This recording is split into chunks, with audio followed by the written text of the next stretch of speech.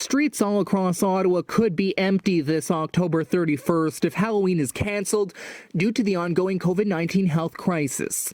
Politicians from all levels of government say it's too soon to make a final call on whether the annual candy-filled day will go ahead as planned.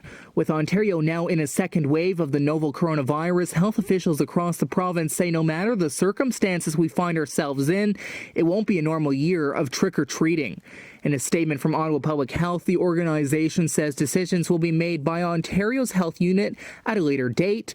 However, large gatherings or door-to-door visits are strongly discouraged.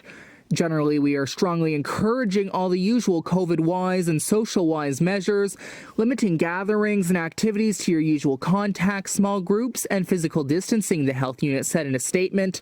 Wearing a mask and finding creative ways to include into any costumes, being outdoors, and vigilance with regular hand washing.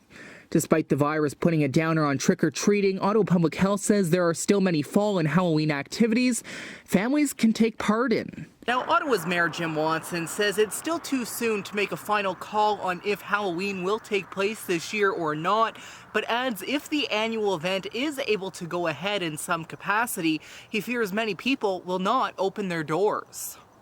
I think what may end up happening is that most people that I've talked to don't want to open their doors. And so, we may find ourselves in this awkward situation where kids want to go out.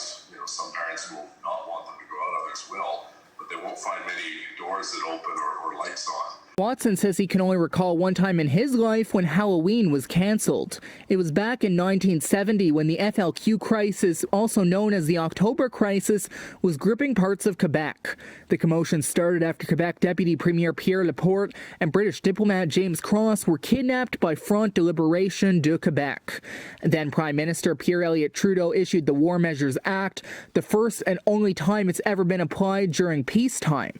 The kidnappers murdered Laporte, however, negotiations led to Cross's release. In my town, James Cross's daughter taught in my school, so I think the city agreed at the time, or the town agreed at the time, that we should not go out because there were bombs put in mailboxes and so on. So that was a different time, a different circumstance, but COVID-19 has killed a lot more people than just one, which was the case in the FLQ crisis. Charlie Cenac, WIN News, Ottawa.